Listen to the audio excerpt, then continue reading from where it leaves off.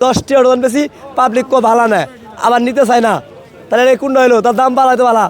সে season অনুযায়ী খাওয়াইতে পারলো না। রমজানে মানুষ লেবু দিয়ে শরবত খাবে, সে লেবু এক পিসের দাম কত আপনার আগে 20 টাকা, আপনার হালি এমনও আছে 80 টাকা 70 টাকা এরকমভাবে হালি 100 টাকা হালি গিয়েছে।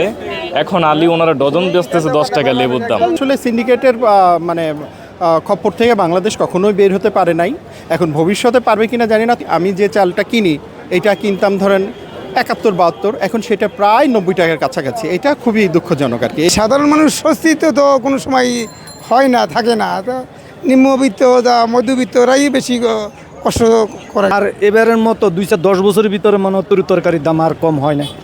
তবে একটা কথা হলো আপনার কিছু আছে, আপনার চাল ডাল তেল এই জিনিসগুলো এখনও দাম একটু বেশি, একটু যদি একটু কমাই দেয় তাইলে মনে করেন জনসাধারণ খাইয়া বেচতে পারবে, এতে কোনো আর সমস্যা না। এটা হচ্ছে যে ঈদের আগে আমরা বাজারে আসছি, তখন যে জিনিসগুলির দাম মোটামুটি ঈদের কারণে মানুষের চাহিদা বেশি ছিল, একটু বেশি ছিল। বাট ঈদের পরে বাজারে এসে ওই আগের অবস্থায় বলা যেতে পারে, জিনিসপত্র কিনে আমরা যথেষ্ট পরিমাণ বা কী বলে যে একটা স্বাচ্ছন্দ্য বোধ করতেছি, নিজেদের ক্রয় ক্ষমতার মধ্যেই আছে। সবজির দাম যে পরিমাণ বাড়ার কথা ছিল এখন পর্যন্ত সেটা হয় নাই। রমজান আগে খাইছি শসা 30 টাকা কেজি, অনেক খাইতেছি 40 টাকা 50 টাকা কেজি। এখন আলু 30 টাকা কেজি 25 টাকা কেজি আসলে অনেক 30 টাকা হয়েছে।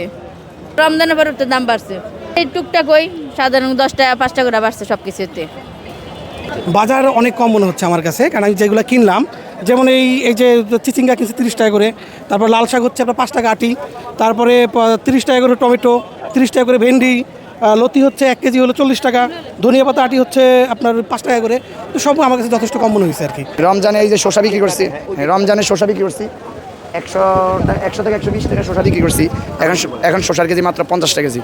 আর এই যে সিম 80 টাকা বিক্রি করছি, এখন সিম মাত্র 50 টাকা কেজি। ভেন্ডি বিক্রি করছি 100 টাকা কেজি, এখন ভেন্ডি 50 টাকা কেজি। এই বেগুন 100 টাকা কেজি বিক্রি করছি, এখন বেগুন মাত্র 50 টাকা কেজি। সব সবজির দামই 50 টাকা কেজিতে কমে গেছে। দাম তো এখন মোটামুটি কম আছে, একটু পরে তো আবার কদিন পরে তো বাইরে যাবো অনেক। কালকে পরে তো বাজার আদান যাবো না, কারেন্টের তো বেশি হয়ে যাবো ইয়া। আর এখন লেবু রমজানে ছিল 80 টাকা হালি, এখন হলো 4 হালি 20 টাকা, অনেক কমছে, আকাশে পাতালে সমান। নিয়ন্ত্রণ তো করতে হচ্ছে না, নিয়ন্ত্রণ তো হয় না, কারণ সিন্ডিকেট তারা করে বা ওই ধরছে না। বাজারে খুচরা ব্যবসায়ীকে ধরিয়া কী হবে আর কি। আসলে সিন্ডিকেটের মানে খপ্পর থেকে বাংলাদেশ কখনোই বের হতে পারে নাই, এখন ভবিষ্যতে পারবে কিনা জানি না। তবে যে পরিমাণ আমরা বাজার করছি বা আমরা এজ এ মানে সাধারণ ক্রেতা হিসেবে, তাতে মনে হচ্ছে যে সিন্ডিকেটের প্রভাব এখানে নেই। থাকলে হয়তো বা এইভাবে আমরা কিনতে পারতাম না। তবে এটা কতদিন থাকবে এটা বলা মুশকিল। আমরা যারা ক্রেতা তাদেরও কিছুটা দায় আছে, কারণ আমরা যে কোনো জিনিসের দাম একটু বেশি হলেই তখন সেই জিনিসটা কিনে মজুত করি। সেটাকে আমরা নিজেরাও কি সিন্ডিকেটের অংশ সেই জায়গায়।